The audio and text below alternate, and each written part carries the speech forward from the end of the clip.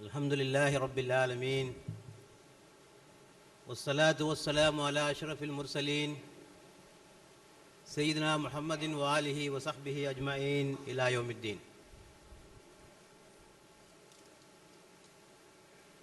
உலகமும் இஸ்லாமும் அறிவுசார் ஆய்வரங்கத்தினுடைய தலைவர் டாக்டர் ஹக்கீப் சையத் சத்தார் சாஹிப் அவர்களே, இந்த நிகழ்ச்சியை ஏற்பாடு செய்து கொண்டிருக்கின்ற மரியாதைக்குரிய தம்பி சலீம் அவர்களே, என்னுடைய அன்பு சகோதரரும் எனக்கு பல அறிவுரைகளை வழங்கி வரக்கூடிய எஸ்கே ஷாவுல் ஹமீத் சாஹிப் அவர்களே, கவிக்கோ அப்துல் ரஹ்மான் அவர்களே, இங்கே வீட்டிருக்கின்ற பெரியோர்களே, உங்கள் அனைவர் மீதும் இறைவனுடைய சாந்தியும் சமாதானமும் என்றென்றும் நிலவட்டுமாக. அஸ்ஸலாமு அலைக்கும் வரஹ்மத்துல்லாஹி வபரகாத்துஹு.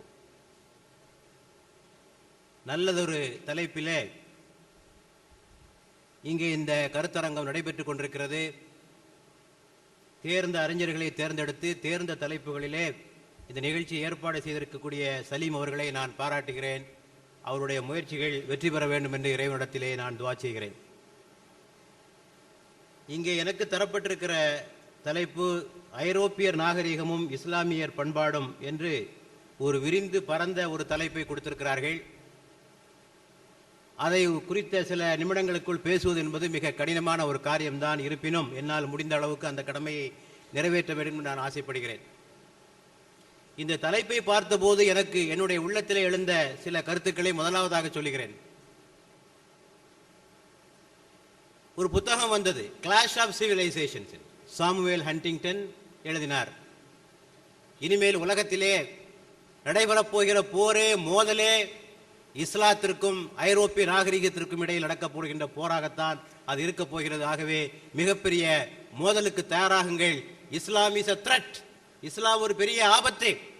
ஆகவே நீங்கள் அதற்கு தயாராகுங்கள் என்று அவர் எழுதினார். அது என்னுடைய ஞாபகத்திற்கு வருவதை நான் பார்க்கிறேன். இரண்டாவதாக நாம் பார்க்கிற போது ஐரோப்பிய நாகரிகம் என்றாலே நாம் முகம் சுளிக்கிறோம். ஏதோ அவர்கள் மிக மோசமான மனிதர்களைப் போலவும் அவரிடத்திலே கற்றுக்கொள்வதற்கு எதுவுமே இல்லாததை போலவும் நம்மிடத்திலே ஒரு எண்ணம் தோன்றுகிறது. இதுவும் ஒரு தவறான சிந்தனை தான். எல்லா நாகரிகங்களிலும் பண்பாடுகளிலும் நல்லவையும் உண்டு, கெட்டவையும் உண்டு. அவருடைய வேலை பண்பாடு, ஒர்க் கல்ச்சர் இருக்கிறதே, அது நாம் கற்றுக்கொள்ள வேண்டிய ஒரு பெரிய பாடம். அவருடைய கடின உழைப்பு நாம் கற்றுக்கொள்ள வேண்டிய ஒரு பாடம். அவர்களுடைய கிரியேட்டிவிட்டி, படைப்பாற்றல் திறல், அவருடைய இன்னோவேஷன், புதிய விஷயங்களை ஆராய்கின்ற திறன், இவையெல்லாம் அவரிடத்திலே நாம் கற்றுக்கொள்ள வேண்டிய பாடங்கள். ஆக நல்ல விஷயங்களும் உண்டு. ஆகவே ஒரு நாகரிகத்தை பற்றி எண்ணுகிற போது நல்லவற்றை நாம் ஏற்றுக்கொண்டு மோசமானவற்றை தள்ளிவிடுகின்ற ஒரு மனப்பான்மை நம்மிடத்திலே இருக்க வேண்டும். இது இரண்டாவதாக என்னுள்ளே எழுந்த சிந்தனை. மூன்றாவதாக, இஸ்லாத்தை பற்றி சிறப்பாக பேசுவதென்றால் எல்லோருக்கும் சந்தோஷம். இஸ்லாத்தை பற்றி உயர்வாக பேசினால் எல்லா முஸ்லிம்களுக்கும் சந்தோஷம். மற்ற நாகரிகங்களை தாழ்த்தி பேசினால் எல்லோருக்கும் ரொம்ப சந்தோஷம். இந்த மனப்பான்மை நம்மிடத்திலே மிக அதிகமாக இருக்கு. இஸ்லாத்தை உயர்த்தி பேசுவதற்கு தயாராக இருக்கின்ற நாம் இஸ்லாத்தின்படி நடப்பதற்கு நாம் தயாராக இல்லை. நான் பல கூட்டங்களிலே பார்த்திருக்கிறேன். என்னுடைய அனுபவத்தை சொல்லுகிறேன். இஸ்லாத்தையோ பெருமானாரையோ புகழ்ந்து பேசுகிற போது தலையாட்டி கேட்டுக்கொண்டே இருப்பார்கள். ஆனால் நீங்கள் என்ன செய்தீர்கள் இஸ்லாத்திற்காக என்று சொல்லுகிற போது அப்படியே சோர்ந்து போய்விடுவார்கள். அப்போது அவர்களுக்கு அதிகமாக ஆர்வம் பிறப்பதில்லை. ஆகவே இவற்றையெல்லாம் நீங்கள் மனதிலே வைத்துக் கொண்டு இந்த நிகழ்ச்சியை, இந்த தலைப்பை அணுக வேண்டும் என்று நான் உங்களிடத்திலே கேட்டுக்கொள்கிறேன். முதலிலே ஒரு நாகரிகம் அல்லது ஒரு பண்பாடு சிறந்தது என்பதற்கு என்ன அளவுகோல்? அவர்களுடைய விஞ்ஞானம், தொழில்நுட்பம், கலை, இலக்கியம் இவற்றிலே முன்னேறி இருந்தால் ஒரு கலாச்சாரம், ஒரு பண்பாடு சிறந்த பண்பாடா? இது ஒரு அளவுகோலா? உண்டு, அதுவும் ஒரு அளவுகோல் தான். மனிதனுக்கு தேவையான, மனிதன் வாழுக்கு தேவையான சாதனங்களை கண்டுபிடிப்பதும் ஒரு பண்பாட்டினுடைய கூறுதான். ஆனால் அதைவிட மிகச் சிறந்தது, மனிதன் அங்கே மனிதனாக மதிக்கப்பட வேண்டும். மனித மாண்புகள் அங்கே போற்றப்பட வேண்டும். மனித உரிமைகள் அங்கே வழங்கப்பட வேண்டும். மனிதன் மனிதனாக வாழ வேண்டும். மனிதன் அமைதியாகவும் மகிழ்ச்சியாகவும் வாழ வேண்டும். இது எங்கே இருக்கிறதோ அதுதான் நாகரிகம். அந்த நாட்டிலே பெரும்பான்மையினரும் சிறுபான்மையினரும், எளியோரும் வலியோரும், பணக்காரரும் ஏழைகளும் சமமாக நடத்தப்பட்டு எல்லா உரிமைகளையும் பெற்று வாழ வேண்டும். அண்ணல் காந்தியடிகள் அவர்கள் சொல்வார்கள், ஒரு நாகரிகத்திற்கு அளவுகோல் என்னவென்று சொல்லுகிற போது, the climb of a country to civilization depends upon the way it treats its minorities.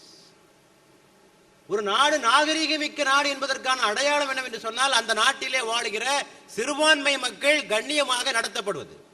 இங்கே சிறுபான்மை என்றால் முஸ்லிம் என்று நீங்கள் எண்ணிக்கொள்ளாதீர்கள். ஏன் காந்தி அவர்கள் சிறுபான்மை என்று சொல்கிறார் என்றால், சிறுபான்மையினர்கள் எந்த நாட்டிலுமே வலிமை குன்றியவர்களாக இருப்பார்கள், அவருடைய உரிமைகளை பெற்றுக்கொள்ள முடியாதவர்களாக அவர்கள் இருப்பார்கள். ஆனால் எந்த நாடு அந்த வலிமையான மக்களை அடையாளம் கண்டு அவர்களுக்குரிய உரிமையை மீட்டுக் கொடுக்கிறதோ அந்த நாடுதான் உலகத்திலே கண்ணியமான நாடு, நாகரிகமான நாடு என்று சொல்வார்.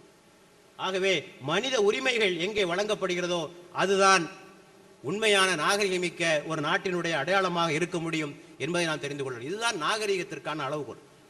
இந்த அடிப்படையிலே நாம் பார்க்கிற போது மேலை நாட்டு நாகரிகம் என்று சொல்லுகிற போது அதனுடைய அடிப்படைகள் எங்கிருந்து வருகின்றன? மேலை நாட்டு நாகரிகத்தினுடைய சட்டங்கள் ரோமானிய சட்டங்கள், ரோமன் லாஸ் அண்ட் ஜூரிஸ்ப்ருடன்ஸ், ரோமானிய சட்டங்கள்.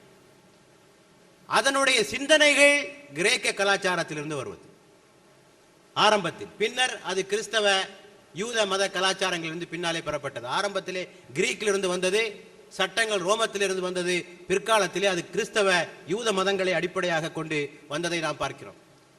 விரிவாக பேசுவதற்கு நேரம் இல்லை, சிலவற்றை மட்டும் நான் சொல்லுகிறேன். மேலை நாட்டு நாகரிகம் என்று சொல்லுகிற போது சில முக்கியமான விஷயங்களை நாம் நம்முடைய கவனத்திற்கு கொண்டு வர வேண்டும்.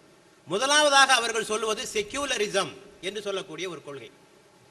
நமது நாட்டிலே செக்யூலரிசம் மதசார்பின்மை என்பதற்கு தரப்படுகிற கருத்து வேறு, அங்கே சொல்லப்படுகிற கருத்து வேறு. நமது நாட்டிலே சொல்லப்படுகிற கருத்து செக்யூலரிசம் என்றால் ரெஸ்பெக்ட் ஃபார் ஆல் ரிலிஜன், எல்லா மதங்களையும் சமமாக மதிப்பது, equal rights and equal opportunities, சம வாய்ப்புகளும் சம உரிமைகளும் வழங்குவது என்பது நமது நாட்டிலே மதசார்பின்மைக்கு சொல்லப்படுகிற கருத்து. இதுதான் உண்மையான மதசார்பின்மை என்றால் இஸ்லாத்திற்கு அது எந்த ஆட்சேபனையும் இல்லை. ஆனால் செக்யூலரிசம் என்பதற்கு உண்மையான மேலை நாட்டு விளக்கம் என்னவென்று சொன்னால், religion is a private affair, மதம் என்பது மனிதனுடைய தனிப்பட்ட விவகாரம். கடவுள் வழிபாட்டு தலத்தோடு தனது வேலையை முடித்துக் கொள்ள வேண்டும். மதம் என்று சொன்னால் தொழுகை, வழிபாடு, நோன்பு இவற்றோடு நீங்கள் முடித்துக் கொள்ள வேண்டும். சமூகம், அரசியல், பொருளாதாரம் போன்ற விஷயங்களில் கடவுள் தலையிடக்கூடாது, அது கடவுளுடைய அதிகாரத்துக்கு உட்பட்டதல்ல என்று சொல்லுகிற செக்குலரிசம் தான் மேலை நாட்டுக்காரர்கள் சொல்லுகின்ற ஒரு செக்குலரிசம். இது எதனால் வந்தது, இது எப்படி எழுந்தது என்பதை பார்க்க வேண்டும். அரசாங்கத்திற்கும் மத குருமார்களுக்கும் நடந்த பெரிய போராட்டம். மத குருமார்கள் ஆரம்பத்திலுடைய கை ஓங்கி இருந்தது, அவர்கள் அரசுகளை நசுக்கினார்கள். இதனுடைய விளைவாக மிகப்பெரிய போராட்டம் வந்தது. நீ வேறு நான் வேறு, church and state is different என்பதாக அவர்கள் மாற்றினார்கள். அரசாங்க விஷயங்களிலே மத குருமார்கள் தலையிடக்கூடாது. இதற்கு ஆதரவாக பைபிளிலே ஒரு வசனத்தை எடுத்துக்கொண்டார்கள். Give unto Caesar things that are Caesar's, give unto God things that are God's. கடவுளுக்குரியதை கடவுளுக்கு கொடுத்துங்கள், சீசருக்குரியதை சீசருக்கு கொடுத்து விடுங்கள். ஆக அரசியல் வேறு, உலகியல் வேறு என்று சொல்ல மதம் வேறு என்ற ஒரு கோட்பாட்டை வகுத்தார்கள். இது ஒரு காரணம். இன்னொன்று, விஞ்ஞானிகளுக்கும் மத குருமார்களுக்கும் ஏற்பட்ட சண்டை. விஞ்ஞானிகள் கொடுமைகளுக்கு உள்ளாக்கப்பட்டார்கள். விஞ்ஞான கண்டுபிடிப்புகளை அவர்கள் சொன்னபோது மத குருமார்கள் ஏற்க மறுத்தார்கள். மத குருமார்கள் சொன்னார்கள், கிறிஸ்து பூமியிலே பிறந்தார், ஆக இந்த பூமியை சுற்றித்தான் சூரியன் வர வேண்டுமே தவிர சூரியனை ஒருபோதும் பூமி சுற்றாது என்று சொன்னார். இதற்காகவே கலீலியோவை சிறையிலே அடைத்து அவர் செத்தார். அவர் சொன்னார், நீங்க சொல்றதுக்காக வேணா நான் ஒத்துக்கிறேன், நீங்க எல்லாம் என்ன கட்டாயப்படுத்துறீங்க, நீங்கள் சொல்லுகிறீர்கள் பூமி தான், சூரியன் தான் பூமியை சுத்த சொல்லுகிறீர்கள், உண்மை அப்படி அல்ல, நீங்க சொன்னதுக்காக நான் ஒத்துக்கிறேன், ஆனா நீங்க சொல்ற மாதிரி அது ஒண்ணு சுத்தாது அப்படின்னு சொன்னார். ஆக புருனோவை உயிரோடு எரித்தார்கள். இதனுடைய இந்த மோதலுடைய விளைவாக மதம் வேறு அரசியல் வேறு என்ற ஒரு கோட்பாடு அங்கே பிறந்தது. இது அங்கே மிகப்பெரிய ஆபத்தை உண்டா. இதில் என்ன ஆபத்து இருக்குன்னு நீங்க கேட்கலாம். இருந்துட்டு போத என்ன பெரிய தப்பு, இதனால் ஏற்பட்ட விளைவு இன்றைக்கு நாம் பார்க்கலாம். இந்த ரெண்டாக பிரிக்கிற போது அவன் என்ன எண்ணுகிறான், தொழுகையில, நோம்புல, ஜக்காத்துல இதெல்லாம் ஒழுங்கா இருந்தா போதும், நம்முடைய குடும்ப வாழ்க்கையில எப்படி நடந்துக்கலாம், அரசியல் வாழ்க்கையில் எப்படி நடந்துக்கலாம், கொடுக்கல் வாங்கல எப்படி நடந்துக்கலாம், அதுதான் மதத்துக்கு சம்பந்தம் கிடையாது, அது கடவுள் சம்பந்தப்பட்ட விஷயம் இல்லை, தொழுதா போதும், கடவுள் நம்முடைய கோரிக்கைகளை ஏற்றுக்கொள்வார். அதோடு கடவுளுடைய விவகாரம் முடிந்து விட்டது என்று எண்ணுகிறான். அவன் என்ன சொல்லுகிறான் கடவுளை பார்த்து? கடவுளே, உம்முடைய வேலையை பள்ளிவாசலோட வச்சுக்கோ, அதை தாண்டி வராத. உம்முடைய மூக்கை கண்ட இடத்துல எல்லாம் நீ நுழைக்காதீரும். நீர் வானத்திலே உட்கார்ந்து கொண்டு உமது வேலையை நீர் பார்த்துக் கொண்டிரும், மற்ற வேலைகள் நாங்க பார்த்துக்கிடுவோம் என்று சொல்லும் நிலைமை உருவானதற்கு காரணம் இதுதான் இந்த செக்குலரிசம் என்று சொல்லக்கூடிய கொள்கை. இறைவனை பற்றிய அச்சத்திலே இருந்து மனிதனை அது விடுவித்து விட்டது. இது ஐரோப்பிய நாகரிகத்தினுடைய மிக அடிப்படையான ஒன்று. இரண்டாவதாக அவர்கள் சொல்லியது தேசியவாதம், நேஷனலிசம். இங்கேயும் ஒன்றை புரிந்து கொள்ள வேண்டும். தேச பற்று இருக்கலாம், அதற்கு இஸ்லாம் தடை விதிக்கவில்லை. தேசத்தை நேசிக்கலாம். பெருமானாரிடத்திலே ஒரு கேள்வி கேட்கப்பட்டது. ஒருவன் தான் சார்ந்திருக்கிற தேசத்தை, மக்களை நேசிப்பது இனவெறியாகுமா? அசபியா என்று அளவிலே சொல்வார்கள். இனவெறியாகுமா, சாவனிசம் ஆகுமா என்று கேட்டபோது இல்லை. ஒருவன் தான் சார்ந்திருக்கிற சமுதாயத்தை நேசிப்பது இனவெறி அல்ல. இனவெறி என்பது தனது சமூகம் செய்கிற அநீதிகளுக்கு துணை போவதற்கு பெயர் தான் இனவெறி என்று சொன்னார். தமிழன் செய்கிற தவறுகளை எல்லாம் இன்னொரு தமிழன் சரி என்று சொன்னால் அதற்கு பேர் தமிழ் வெறி. முஸ்லிம் செய்கிற தவறுகளை எல்லாம் இன்னொரு முஸ்லிம் நியாயப்படுத்தினால் அதற்கு பேர் இஸ்லாமிய வெறி அல்லது முஸ்லிம் வெறி. இஸ்லாம் இதனை ஏற்றுக்கொள்ளவில்லை. ஆனால் இந்த நேஷனலிசத்தில் இதுதான் நடந்தது, தேசியவாதத்தில் இதுதான் நடந்தது. நாடுதான் உயர்ந்தது. நாட்டிலே அந்த நாட்டிலே போற்றப்படுகின்ற கலைகள், கலாச்சாரங்கள் எவ்வளவு மோசமானவையாக இருந்தாலும் சரி, அவற்றை பாராட்ட வேண்டும், அவற்றை புகழ வேண்டும் என்ற ஒரு எண்ணம் அங்கே உருவானது. My nation right or wrong அவர்கள் சொன்னார்கள். என்னுடைய தேசம் எதை செய்தாலும் நான் ஆதரிப்பேன், அநியாயமான நடவடிக்கைகளை செய்தாலும் நான் ஆதரிப்பேன், அதற்கு பேர் தான் தேசியவாதம் என்று சொன்னார்கள். இந்த கருத்துக்களை இஸ்லாம் மிக வெறுக்கிறது. அத்தோடு இந்த தேசியவாதத்திலே உள்ள பெரிய ஆபத்து என்ன தெரியுமா? இன்னொரு தேசத்தை வெறுப்பது. அங்கே நிச்சயமாக ஒரு வெறுப்பு கொள்கை இருக்கும். இன்றைக்கு உங்களுக்கு தெளிவா தெரியும்னா, இன்றைக்கு நம்முடைய சங் பரிவாரங்கள் சொல்லுகின்ற கல்ச்சுரல் நேஷனலிசம் என்று சொல்கிறார்கள். தேசிய கலாச்சாரம், கலாச்சார தேசியம் என்று ஒரு கருத்தை சொல்கிறார்கள். என்ன சொல்றான்? மற்றவனை வெறுக்கிறது, அதுதான் அடிப்படை. தேசியவாதம் என்று வந்துவிட்டாலே இன்னொருவரை வெறுப்பதுதான் அங்கே வேலையாக இருக்கும் என்பதை நாம் தெரிந்து கொள்ள வேண்டும். இதை பற்றி சொல்லுகிற போது ஒரு அறிஞர், சிஎம் ஜோட் என்ற அறிஞர் சொல்வார், மனிதர்களை ஒன்று சேர்ப்பதற்குரிய வழியே இன்னொரு பொது எதிரியை காட்டுவதுதான். ஒரு பொது எதிரியை காட்டி மனிதர்களை நாம் ஒன்று சேர்த்து விடலாம். இந்த உலகத்தில் உள்ள மக்களை எல்லாம் ஒன்று சேர்ப்பதற்கு ஒரு வழி இருக்கிறது. வேறு ஒரு கிரகத்திலே உள்ள மனிதர்களை காட்டி அவர்கள் தான் நம்முடைய எதிரிகள் என்று சொன்னால் இவர்கள் எல்லாம் ஒன்றாக சேர்ந்து விடுவார்கள் என்று ஒரு கருத்தை சொன்னார். இன்னைக்கு பாருங்க, ஹிட்லர் என்ன செய்தான்? ஒரு பொது எதிரியை காட்டினான், யூதர்களை காட்டினான். இன்றைக்கு RSS என்ன செய்து கொண்டிருக்கிறது? முஸ்லிம்களை எதிரிகளாக காட்டிக் கொண்டிருக்கிறார்கள். ஆக இந்த தேசியவாதத்தினுடைய மிகப்பெரிய ஆபத்தை வெறுப்பை காட்டுவது. அடுத்தது ஜனநாயகம். இஸ்லாத்தினுடைய பல கூறுகள் ஜனநாயகத்தோடு ஒத்து போகிறது. நான் இங்கே இருக்கின்ற இளைஞர்களுக்காகவும் மாணவர்களுக்காகவும் சொல்லிக்கொள்ள விரும்புகிறேன். சில விஷயங்கள் ஜனநாயகத்தோடு ஒத்துப்போக மறுக்கின்றன. ஆனால் பல கூறுகள் இஸ்லாம் சொல்லுகிற ஜனநாயகமும் இன்றைய ஜனநாயகத்தோடு ஒத்துப்போகிறது. அம்ருஹும் ஷூரா பைனஹும், குர்ஆன் சொல்லுகிறது, கலந்தாலோசனை செய்யுங்கள். இது ஜனநாயகத்தினுடைய ஒரு கூறு. கன்சல்டேஷன், ஷூரா என்பது ஜனநாயகத்தினுடைய கூறு. இதுதான் இஸ்லாம் சொல்லுது. இன்றைய ஜனநாயகம் அதான் சொல்லுகிறது. தட்டி கேட்கின்ற உரிமை. பெருமானார் ஸல்லல்லாஹு அலைஹி வஸல்லம் சொன்னார்கள், கொடுமைக்கார ஆட்சியாளனுக்கு முன்னாலே உண்மையை உரைப்பதுதான் ஜிஹாதிலேயே பெரிய ஜிஹாத் என்று சொன்னார்கள். ஆக தட்டி கேட்பது இஸ்லாமும் சொல்லுகிறது, இன்றைய ஜனநாயகம் சொல்லுகிறது. பையத்து பெற்றுதான் ஆட்சிக்கு வர வேண்டும், மக்களுடைய ஒப்புதல் பெற்றுதான் ஆட்சிக்கு வர வேண்டும், இஸ்லாமும் சொல்லுகிறது, இந்திய ஜனநாயகம் சொல்லுகிறது. ஆக நிறைய ஒத்துப்போகுது.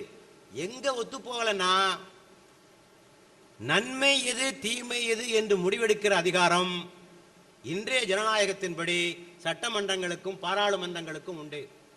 சட்டமன்றத்தில் 100 பேர் இருக்கான்னா 51 பேர் சேர்ந்து சாராயம் ஹலால்னா ஹலால் ஆயிடும், விபச்சாரம் ஹலால்னா ஹலால் ஆயிடும், வட்டி ஹலால்னா ஹலால் ஆயிடும். இஸ்லாத்தினை பொறுத்தவரையில இனில் ஹுக்மு இல்லல்லாஹ், சட்டங்கள் வகுக்கின்ற அதிகாரம் இறைவனுக்கு மட்டுமே உண்டு, வேறு எவருக்கும் கிடையாது. இந்த ஒரு கோட்பாட்டில் ஜனநாயகத்திற்கும் இஸ்லாத்திற்கும் மிகுந்த வேறுபாடு இருக்கிறது. ஆக மேலை நாட்டு நாகரிகம் ஜனநாயகம் என்ற பேரிலே தங்களுக்கு தாங்களே சட்டங்களை ஏற்றிக்கொண்டு இறைவன் தடை விதித்ததை எல்லாம் தங்களுக்கு ஆகுமானவை ஆக்கி கொண்டு மதுவையும் சூதையும் விபச்சாரத்தையும் எதுவுமே ஹராம் கிடையாது. அவருடைய அகராதியிலே எதுவுமே ஹராம் என்று சொல்ல முடியாத அளவுக்கு எல்லாவற்றையும் அவர்கள் ஆகுமானதை ஆக்கி கொண்டதற்கு இந்த ஜனநாயகம் ஒரு முக்கியமான காரணம் என்பதை நாம் புரிந்து கொள்ள வேண்டும். அடுத்தபடியாக ஜனநாயக இந்த மேலைநாட்டு கலாச்சாரத்தினுடைய அடுத்த கூறு என்னவென்று சொன்னால் மெட்டீரியலிசம், உலகாதாயவாதம். உலகே கதி, உலகை நேசிப்பதே வாழ்க்கை. வாழ்வதற்கு இந்த உலகத்தில் பிறந்தோம், எல்லாத்தையும் அனுபவிச்சுட்டு போயிடணும். இதற்கு எந்த தடையும் இருக்கக்கூடாது. இது ஹலாலு, அது ஹராமு, இதை செய்யாத, அதை செய்யாத, இதெல்லாம் ஒன்றுமே இருக்கக்கூடாது. இதனை ஹெடோனிசம் என்று ஆங்கிலத்திலே சொல்வார்கள். தங்கு தடை இல்லாத நுகர்வு, எல்லாவற்றையும் அணிவித்துவிட வேண்டும் என்ற ஒரு கருத்து. நாரிசிசம் என்று சொல்வார்கள். செல்ஃப் லவ், தன்னைத்தானே நேசிப்பது. ஆக தன்னுக்கு தன்னுள் தான் அனுபவிப்பதற்கு இந்த உலகத்திலே எதுவுமே தடையாக இருக்கக்கூடாது என்று சொல்லக்கூடிய இந்த மெட்டீரியலிசம் ஒரு காரணமாக அமைந்துவிடும். மனிதனையே அவர்கள் எக்கனாமிக்கல் அனிமல், அவன் ஒரு விலங்கு, பொருளாதார விலங்கு என்று வர்ணித்தார். ஒரு முறை சையத் குத்துப் அவர்கள் மேலைநாட்டிற்கு சென்றிருந்தார். அங்கே ஒரு பூங்காவிலே உட்கார்ந்திருந்தார். பக்கத்தில் ஒரு வெள்ளக்காரா உட்கார்ந்தான். பொதுவாக நம்முடைய அறிஞர்கள் எல்லாம் என்ன செய்வார்கள், இஸ்லாமிய அறிஞர்கள், அவனுக்கு இஸ்லாத்தை சொல்றது கடமை அல்லவா. பூங்காவாக இருந்தாலும் அவனிடத்திலே பேசி இஸ்லாம்னா என்னதுப்பா என்னதுப்பா என்னதுப்பான்னு அவன்கிட்ட சொன்னான். அவன் பேசி முடிச்சவர் சொன்னான், I know only one religion, that is taller. எனக்கு தெரிஞ்ச ஒரே ஒரு மதம் டாலர் தான், வேற எந்த மதமும் எனக்கு தெரியாது. இவ்வளோ நேரம் அவர் இவ்வளோ தூரம் சொன்னதை எல்லாம் கேட்டு போட்டு கடைசியாக அவன் சொன்னா, எனக்கு தெரிஞ்ச ஒரே மதம் பணம் தான், வேற எதுவும் எனக்கு தெரியாது. ஆக இந்த அளவுக்கு அவர்கள் மூழ்கி விட்டார்கள். இதனுடைய விளைவு என்ன? குற்றங்கள் பெருகுகிறது. இன்றைக்கு எந்த அளவுக்கு அவர்கள் நாகரிகத்தில் தொழில் துறையிலே முன்னேறி இருக்கிறார்களோ அந்த அளவுக்கு குற்றங்கள் அதிகமாகி போனது. பள்ளிக்கூடத்துக்கு வர்ற பையன் துப்பாக்கியோட வர்றான், துப்பாக்கி எடுத்துட்டு வரான், ஆசிரியரை கொள்றான், சக மாணவனை கொண்டு கொண்டிருக்கிறான். குற்றங்களுடைய எண்ணிக்கை. அதுபோல ஆண் பெண் உறவுகளிலே எந்த தடையும் கிடையாது. நீங்கள்லாம் மேலை நாட்டுக்கு பல பேர் போயிருப்பீங்க. கண்ணை திறந்துக்கிட்டு தெருவில் நடக்க முடியாது.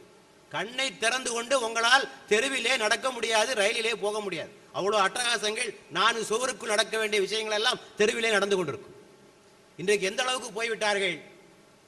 ஓரின சேர்க்கை செய்வதற்கு, ஹோமோசெக்சுவாலிட்டியிலே நாங்கள் ஈடுபடுவதற்கு, லெஸ்பியனிலே ஈடுபடுவதற்கு எங்களுக்கு உரிமை வேண்டும் என்று தெருவிலே ஊர்வலம் போகிறார்கள். K societies, K clubs, K பத்திரிகைகள் எல்லாம் வந்துவிட்டது. ஆக ஓரின சேர்க்கைக்கின்ற கிளப்புகள் இருக்கின்றன, பத்திரிகைகள் இருக்கின்றன. இது இன்றைக்கு அமெரிக்க தேர்தலிலே ஒரு பெரிய பிரச்சார ஒரு சிக்கலான நிலைமையாக ஆகிவிட்டிருக்கிறது. அந்த வகையிலே புஷ்ஷை பாராட்ட வேண்டும், அதை அவர் தீவிரமாக எதிர்த்துக் கொண்டிருக்கிறார். ஆக ஹயா என்பது அவருடைய விட்டு போய்விட்டது. இன்னொன்று, இந்த ஹெடோனிசம், இந்த மெட்டீரியலிசனுடைய இன்னொரு விளைவு collapse of the family system. குடும்ப அமைப்பு என்பதை சிதைந்து போய்விட்டு, குடும்பமே வேணான்றான். கோஹேபிடேஷன், லிவிங் டுகெதர், ஒன்னா கொஞ்ச நாளைக்கு வாழ்வோம், பிரிஞ்சுக்கிடுவோம். என்னத்துக்கு கல்யாணம், அது இது இந்த முறையெல்லாம் வேண்டாம். கல்யாணம் பண்ண விவாகரத்து பண்ண வேண்டி வரும். விவாகரத்து பண்ணா அங்குள்ள கலாச்சாரப்படி அதுவே ஒரு பெரிய தொகை செலவழிக்க வேண்டும். பெர்ட்ரண்ட் ரசல் என்ற அறிஞர் சொன்னார், நான் என்னுடைய மனைவியை விவாகரத்து செய்து விட்டு அவளுக்கு கொடுத்த தொகை என்ன தெரியுமா, எனக்கு நோபல் பரிசு மூலமாக கிடைத்த 10,000 பவுண்டை அவளுக்கே கொடுத்துட்டான். எனக்கு நோபல் பரிசு மூலமாக கிடைத்த 10,000 பவுண்டை என் பொண்டாடிக்கே கொடுத்தான். அவ்வளோ கஷ்டம் அங்கே டைவர்ஸ் பண்றதுன்னா, அவ்வளோ பெரிய கஷ்டம். அதனால என்ன சொன்னா, டைவர்ஸ் கல்யாணம் முடிச்சாதப்பா டைவர்ஸ், கல்யாணமே வேண்டாம், கொஞ்ச நாளைக்கு இருப்பான், உனக்கு முடிஞ்சவன் வாழ்ந்துக்க, வேற எவ்வளவு வாழ்ந்துக்க. ஒரு அமெரிக்கர் ஒருவர் தனது இந்திய நண்பரை 40 வருஷம் கழிச்சு பார்த்தாராம். மனைவியோட ஒன்னா இருந்தார். என்னப்பா 40 வருஷம் இதே பொண்டாட்டியோடய வாழ்ந்துட்டு இருக்க நீ என்று கேட்டாராம் அவரை பார்த்து. இப்படிப்பட்ட கலாச்சாரத்திலே அவர்கள் மூழ்கி விட்டிருப்பதை நம்மாலே பார்க்க முடியலாக. குடும்ப அமைப்பு சிதறிவிட்டது. முதியோர்களை கவனிப்பதற்கு அங்கே ஆட்கள் இல்லை. குடும்ப அமைப்பு இருந்தானே முதியோர்களை கவனிக்க முடியும். ஆகவே முதியோர்களை பாதுகாப்பதற்கென்று அரசாங்கம் ஒரு பெரிய தொகையை செலவிட வேண்டியிருக்கிறது. சோசியல் செக்யூரிட்டி என்ற பெயரிலே இன்றைக்கு அரசாங்க பட்ஜெட்டிலே 25% சோசியல் செக்யூரிட்டிக்காக வெளிநாடுகளில் செலவழிக்கப்படுகிறது. சோசியல் செக்யூரிட்டி ஏன் இவ்வளவு செலவழிக்க வேண்டி வந்து என்று சொன்னால், குடும்பத்திலே பாதுகாப்பில்லை, குழந்தைகளுக்கு பாதுகாப்பில்லை, முதியோர்களுக்கு பாதுகாப்பில்லை. சமீபத்தில் சென்ற ஆண்டு பிரான்சில் கொஞ்சம் வெயில் கூட அடிச்சிருச்சு. 102 டிகிரியா 104 டிகிரி அடிச்சு கொஞ்சம் 10,000 முதியோர்கள் இறந்து போனார்கள். 10,000 முதியோர்கள். ஏனென்றா அவர்களை கவனிப்பதற்கு ஆட்கள் இல்லை. ஆக இவையெல்லாம் இதனுடைய விளைவுகள். அதே போல போதைப் பொருள்களை அவர்கள் மூலியை தவிக்கிறார்கள். மொத்தத்திலே அமைதி இழந்து தவிக்கக்கூடிய ஒரு சூழ்நிலையை நாம் பார்த்து கொண்டிருக்கிறோம். இந்த சூழ்நிலையில் இவைதான் மேலை நாட்டு கலாச்சாரத்தினுடைய சில அடிப்படைகள். முதலாவதாக நாம் சொன்னது செக்குலரிசம், மதசார்பின்மை, தேசியவாதம், ஜனநாயகம், உலகாதாயவாதம் என்பதெல்லாம் அவற்றினுடைய அடிப்படைகள். இனி இஸ்லாமிய கலாச்சாரம், இஸ்லாம் என்ன சொல்லுகிறது என்பதை பற்றி சில கருத்துக்களை நான் சொல்ல விரும்புகிறேன்.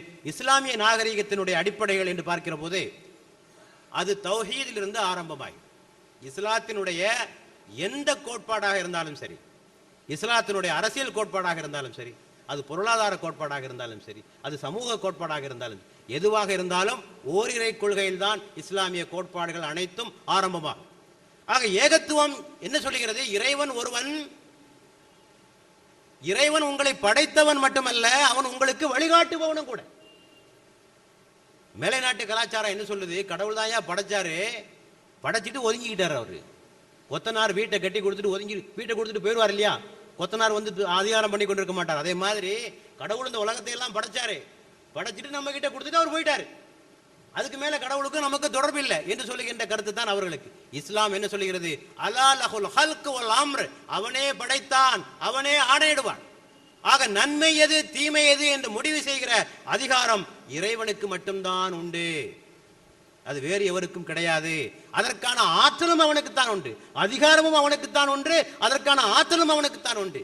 நீங்கள் மனிதர்கள் ஏற்றுகின்ற கொள்கைகளை பின்பற்றினால் நீங்கள் தடம் புரண்டு போவீர்கள் என்ற கருத்தையும் இஸ்லாமிய கலாச்சாரத்தினுடைய முதல் அடிப்படையாகும். இரண்டாவது, இஸ்லாத்தினுடைய அடுத்த அடிப்படை என்று சொன்னால் மனிதனை பற்றி சொல்லுகிற போது மனிதன் இறைவனுடைய கலீஃபா என்ற ஒரு கருத்தை சொல்லுகிறார்.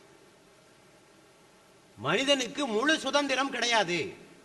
கலீஃபா என்பதற்கு நாம் ஆங்கிலத்தில் என்ன சொல்லுகிறோம்? வைஸ்ராய் என்று சொல்லுகிறோம். வைஸ்ராய் என்பதான் அதற்கு மொழிபெயர்ப்பு.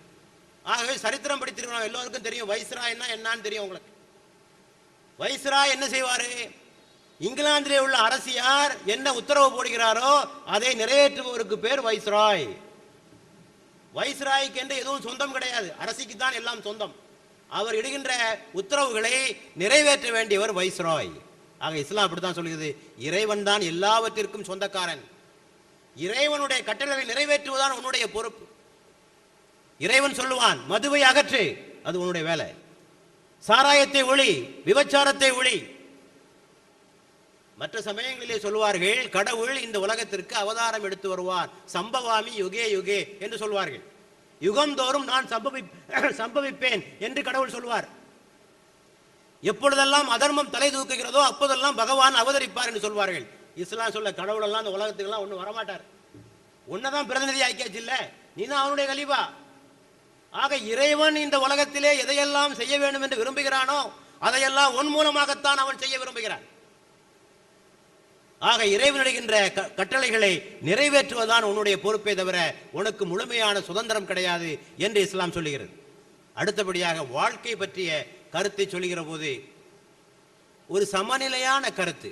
மதவாதிகள் உலகே மாயம் வாழ்கை மாயம், காயமே இது பொய்யடா காற்றடைத்த பொய்யடா என்று உலகத்தை துறக்கின்ற ஒரு தத்துவத்தை அவர்கள் பேசிக் கொண்டிருக்கிறார்கள். மேலை நாட்டு கலாச்சாரமே உலகமே எல்லாம் கதி, உலகத்தினுடைய இன்பத்தை அனுபவிப்பதற்காகத்தான் நாம் பிறந்தோம் என்று அவர்கள் சொல்லிக் கொண்டிருக்கிறார்கள். இஸ்லாம் சொல்லுகிறது, நீ இந்த உலகத்திற்காகவும் வாழ வேண்டும், மறு உலகத்திற்காகவும் வாழ வேண்டும். இந்த உலகத்திலும் நீ வெற்றி பெற வேண்டும், மறு உலகத்திலும் நீ வெற்றி பெற வேண்டும். நாம் அன்றாட ஓதுகிற துவாவே அப்படித்தானே இருக்கிறது. ரப்பனா ஆத்தினா ஃபித் துன்யா ஹஸனா வ ஃபில் ஆখিরাতি ஹஸனா. இறைவா, இந்த உலக வாழ்வு எங்களுக்கு நீ சிறப்பாக ஆக்கி வைத்து விடு, மறு உலக வாழ்வு எங்களுக்கு சிறப்பாக ஆக்கி வைத்து. ஆக இம்மையை துறக்காதே, மறுமையை மறுக்காதே என்பதுதான் இஸ்லாத்தினுடைய கருத்து. ஆக ஒரு பேலன்ஸ், ஒரு சமநிலையான வாழ்க்கை, ரெண்டு வகையான தீவிர போக்குகளும் இல்லாத ஒரு நடுநிலையான வாழ்க்கை இஸ்லாம் கற்றுத் தருகிறது.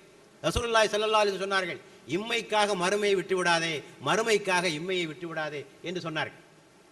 குல் மன் ஹர்ரம ஸீனத்தல்லாஹி அல்லதி அஹ்ரஜ லிஇபாதிஹி வத்தய்யிபாத்தி மின ரிஸ்க். குர்ஆன் சொல்கிறது, அல்லாஹ் உங்களுக்கு அளித்திருக்கின்ற அலங்காரத்தையும் அவன் உங்களுக்காக வெளிப்படுத்தியிருக்கின்ற தூய்மையான உணவு பொருட்களையும் ரிஸ்கையும் உங்களுக்கு வேண்டாம் என்று தடை செய்பவர் யார்?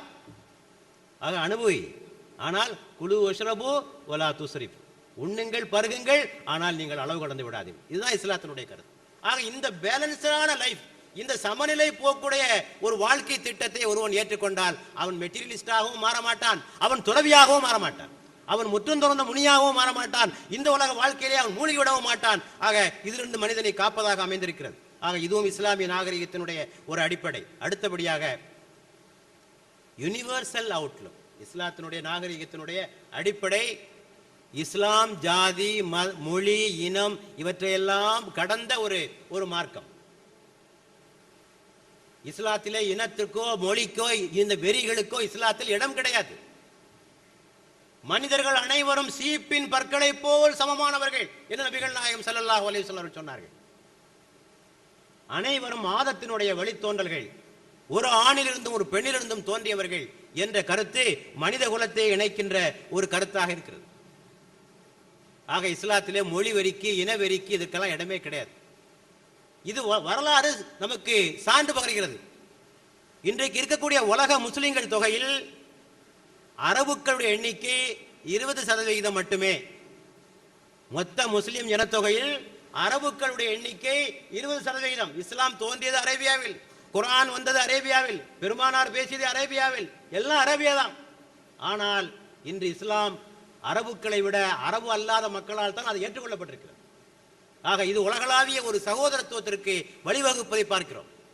இப்னு கல்தூன் என்று சொல்லக்கூடிய ஒரு வரலாற்று ஆசிரியர் சொல்வார், இஸ்லாம் அரேபியாவிலே பிறந்திருந்தாலும் இஸ்லாமிய உலகிலே தோன்றிய அறிஞர்கள் அனைவரும் அரபுக்கள் அல்லாதவர்கள் தான், அவர்கள் தான் அதிகம் என்று சொல்வார். It is amazing fact of history that though their religion is of Arabian origin and the law that the prophet had brought had an Arab complexion, with a few exceptions, all eminent men of learning in the Muslim millet in the field of theological as well as secular sciences are non-Arabs. இந்த மதம் அரேபியாவில் பிறந்தது, இதனுடைய சட்டங்களிலே கூட அரேபியாவினுடைய வாசனை வீசுகிறது. இருந்தாலும் கூட இந்த இஸ்லாமிய உலகில் தோன்றிய அறிஞர்கள், அவர்கள் மத அறிஞர்களாக இருந்தாலும் சரி, அவர்கள் விஞ்ஞானிகளாக இருந்தாலும் சரி, அவர்கள் பெரும்பாலானவர்கள் அரபுக்கள் அல்லாதவர்கள். ஆக இது ஒன்றே போதும் நமக்கு. இஸ்லாம் ஒரு உலகளாவிய கண்ணோட்டத்தை உடைய ஒரு மார்க்கம். அங்கே நேஷனலிசத்திற்கு இடமில்லை, தேசியவாதத்திற்கோ குறுகிய வட்டார இனவாத மொழிவாதங்களுக்கோ அங்கு இடமில்லை என்பதை நாம் தெரிந்து கொள்ள வேண்டும். ஆக உலகத்திற்கே சமத்துவத்தை அளித்தது இஸ்லாம். எம்என் ராய் என்று சொல்லக்கூடிய அறிஞர், ஒரு பொது உடைமை சிந்தனையாளர், அவர் சொல்வார், the idea of equality before arrival of Islam was unknown in all lands of ancient civilization. இஸ்லாம் வருவதற்கு முன்னாலே மனித குல சமத்துவம் என்பது அன்றைக்கு இருந்த நாகரிகங்களில் அறியப்படாத ஒன்று. இட் இஸ் அன்னோன், தெரியவே தெரியாது என்றார். இஸ்லாம் வந்துதான் மனிதனுக்கு இந்த சமத்துவம் என்றால் என்ன என்பதனை இந்த உலகத்திற்கு கற்றுக் கொடுத்ததே இந்த இஸ்லாம் தான் என்று அவர் மிக தெளிவாக சொல்வதை நம்மாலே பார்க்க முடிகிறது.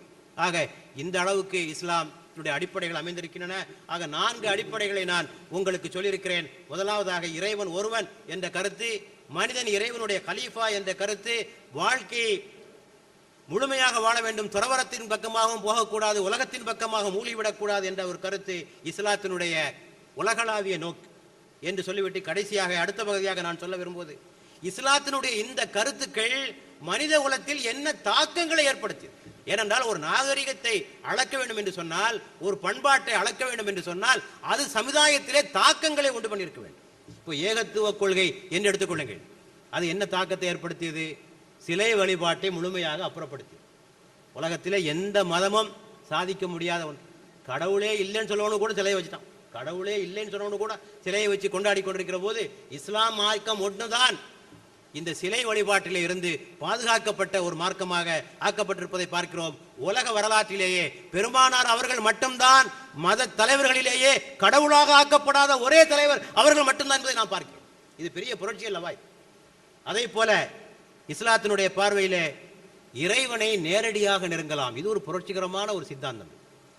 கடவுளை நெருங்கிறதுக்கு இன்னொரு ஆள் மூலமா தான் போகணும், ஒரு இன்டர்மீடியரி, ஒரு இடையாள் வேணும்னு சொன்னா அங்க ஒரு புதிய கூட்டம் ஒன்று உருவாயிடுது. நான் காட்டி கொடுக்குறேன், நான் உங்களை கடவுள் பக்கமா இணைச்சு வைக்கிறேன், ஒரு புதிய ஜாதி அங்கே உருவாகிவிடுவதை பார்க்கிறோம். ஆக இஸ்லாத்திலே கிளர்ச்சி, மத குரு என்ற அமைப்பே கிடையாது. இன்றைக்கு ஐரோப்பிய நாட்டில் நடந்த அத்தனை குழப்பங்களுக்கும் என்ன காரணம் என்று சொன்னால், மத குருமார்கள் தலையிட்டு அவர்கள் தங்களுடைய ஆதிக்கத்தை செலுத்திய காரணத்தினாலே தான் இந்த நேஷனலிசம், இந்த செக்குலரிசம் எல்லாம் உருவானது. காரணமே மத குருமார்கள் தான். இஸ்லாத்துல நீங்க பாருங்க, ஆலிம் உண்டு, அறிஞர் உண்டு, இமாம் உண்டு, மத குரு வார்த்தை இருக்கா? மத குரு கிடையாது. இஸ்லாத்தில் மத குரு என்பது கிடையாது. இமாம் உண்டு, கலீஃபா உண்டு, ஆலிம் உண்டு, எல்லாம் உண்டு. ஆனால் மத குரு என்ற ஒரு புதிய அமைப்பே இஸ்லாத்தில் கிடையாது என்பதனை நாம் தெளிவாக தெரிந்து கொள்ள வேண்டும். சொல்லுகிறார்கள் வரலாற்று ஆசிரியர்கள், மார்ட்டின் லூதர் புரோட்டஸ்டன்ட் அமைப்பை ஏற்படுத்தினாரே, அவர் இந்த கொள்கையை கொண்டு வந்ததற்கு, போப்புக்களுடைய ஆதிக்கம் ஒழிய வேண்டும் என்று சொன்னதற்கு, உருவ வழிபாடு இல்லாமல் ஒரு கலாச்சாரத்தை உண்டு பண்ண வேண்டும் என்று சொன்னதற்கு காரணமே இஸ்லாத்தினுடைய தாக்கம் தான் என்று அறிஞர்கள் சொல்வதை நம்மாலே பார்க்க முடியாது. ஆக இது ஏகத்துவம் ஏற்படுத்திய மகத்தான ஒரு மாற்றம். அதே போல இந்த மனிதகுல சமத்துவம் உலகத்திலேயே ஒரு குளோபல் சிட்டிசன், ஒரு முஸ்லிம் இருக்கிறானே அவன் ஒரு குளோபல் சிட்டிசன். அவன் எந்த நாட்டையும் சார்ந்தவன் அல்ல, அவன் உலகமே அவனுக்கு தாய்நாடு. அவனுக்கு அப்படி பார்க்கக்கூடிய ஒரு மனப்பான்மை இஸ்லாம் மனிதனுக்கு ஏற்படுத்தியிருக்கு.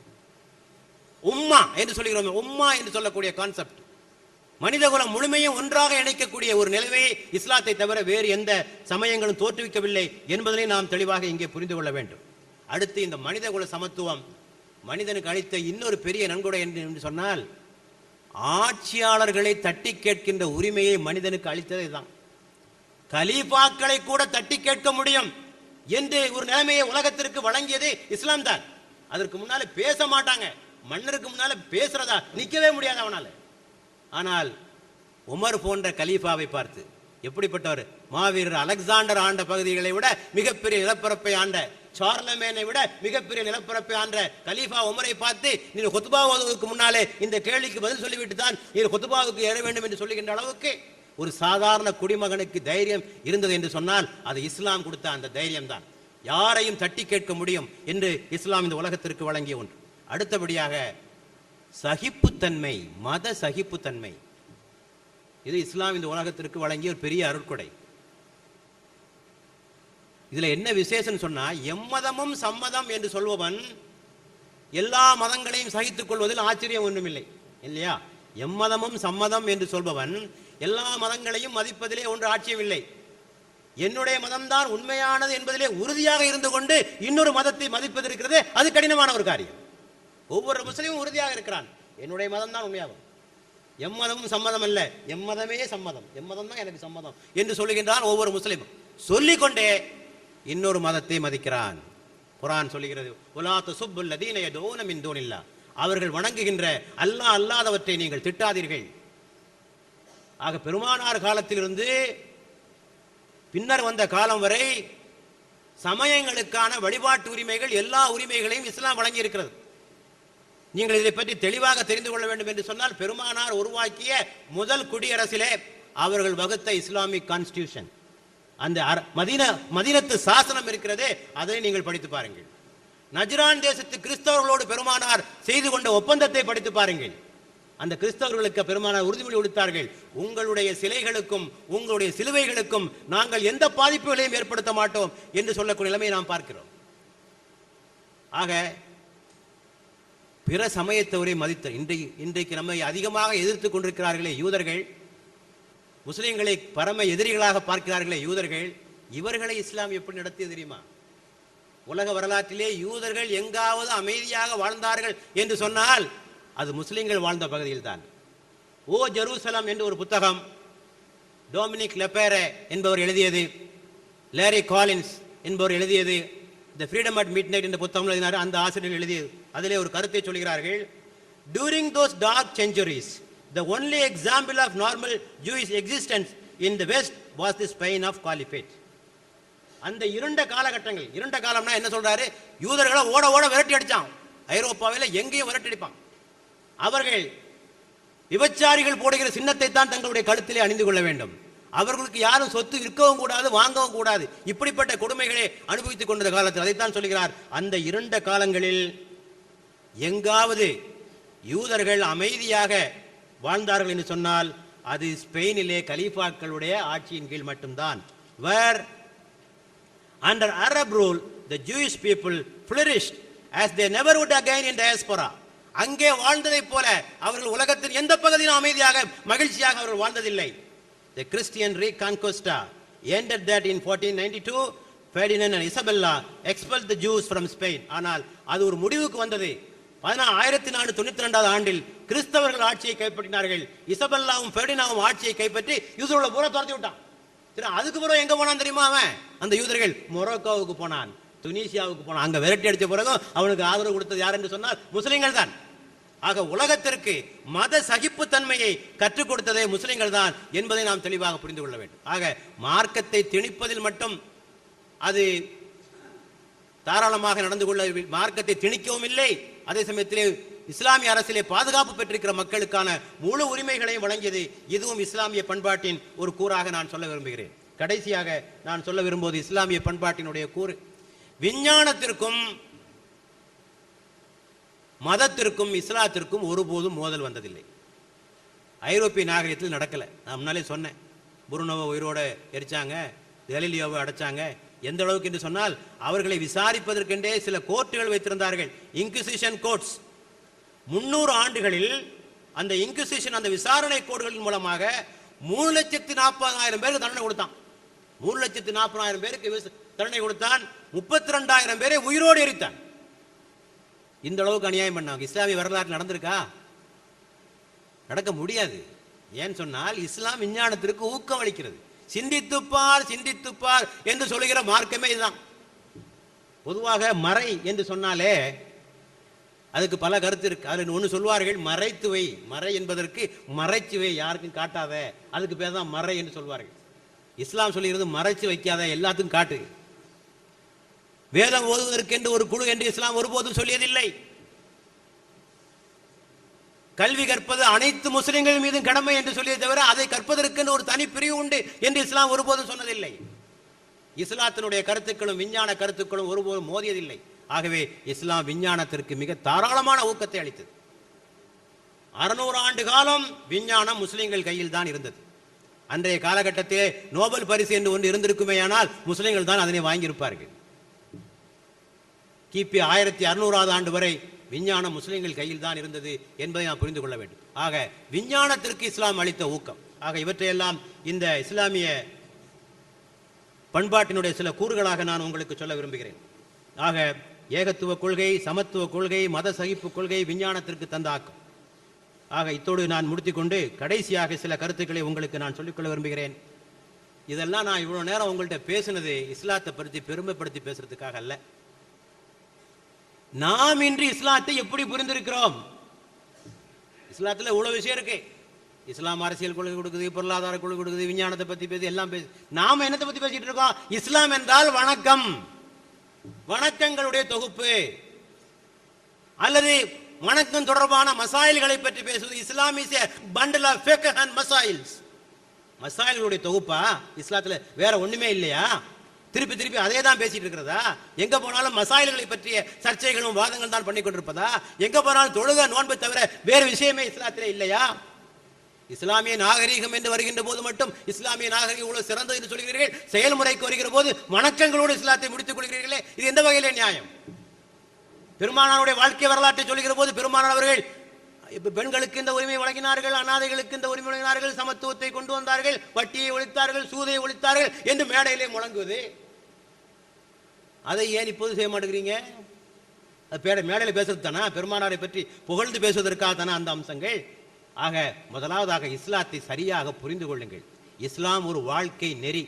மனிதனை செம்மைப்படுத்துவதற்காக, வாழ்க்கையினுடைய அனைத்து துறைகளிலும் செம்மைப்படுத்துவதற்காக வந்த ஒரு வாழ்க்கை நெறி என்பதை புரிந்து கொள்ளுங்கள். நீங்கள் எண்ணிக்கொண்டிருப்பது போல இஸ்லாம் என்பது வெறும் வணக்கங்களின் தொகுப்பல்ல, சடங்குகளுடைய தொகுப்பல்ல, சட்டத்திட்டங்களுடைய தொகுப்பல்ல, மசாயில்களுடைய தொகுப்பல்ல என்பதனை தெளிவாக புரிந்து கொள்ளுங்கள். எப்போது பார்த்தாலும் அதை பற்றித்தான் சர்ச்சை. பத்திரிகைகளிலே கேள்வி பதில் கேட்டாலும் அதே தான் திருப்பி திருப்பி வருகிறது. இவனே சொல்றான், ஜூலை 87 இதழை பார்க்க, ஜூலை 92 இதழை பார்க்க, திருப்பி திருப்பி அதே கேள்வி அதே பதில். ஆக இந்த நிலையை மாற்றிக்கொள்ளுங்கள். அடுத்தபடியாக இஸ்லாத்தை செயல்படுத்தி காட்டுங்கள். பெருமை பேசிக் கொண்டிருக்காதீர்கள். இஸ்லாத்தை அறிமுகப்படுத்துவதற்கு சிறந்த வழி நீங்கள் செயல்படுத்தி காட்டுவதுதான். உங்க புஸ்தகங்கள் எல்லாம் ஒன்றும் செய்ய போறதில்லை, நல்லா புரிஞ்சுக்கிடுங்க.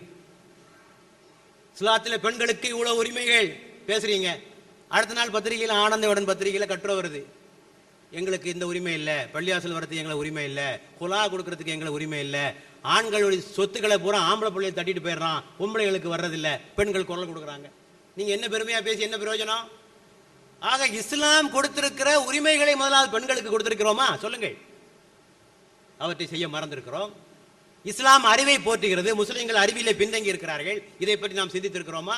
இஸ்லாம் சுத்தத்தை பற்றி பேசுகிறது. மேடைக்கு மேடை சொல்றோம் அத்தஹாரத்து நிஸ்ஃபுல் ஈமான். முஸ்லிம்கள் வாழ்கின்ற பகுதிகள் எல்லாம் சுத்தமாக இருக்கிறதா? வீடுகள் எல்லாம் சுத்தமாக இருக்கிறதா? வாடகைக்கே கொடுக்க மாட்டானே முஸ்லிம்கள் சுத்தமாக வைக்க மாட்டான்னு சொல்லி யோசிக்க வேண்டாம் இவற்றெல்லாம். ஆக டெமான்ஸ்ட்ரேட் இன் யுவர் லைஃப்.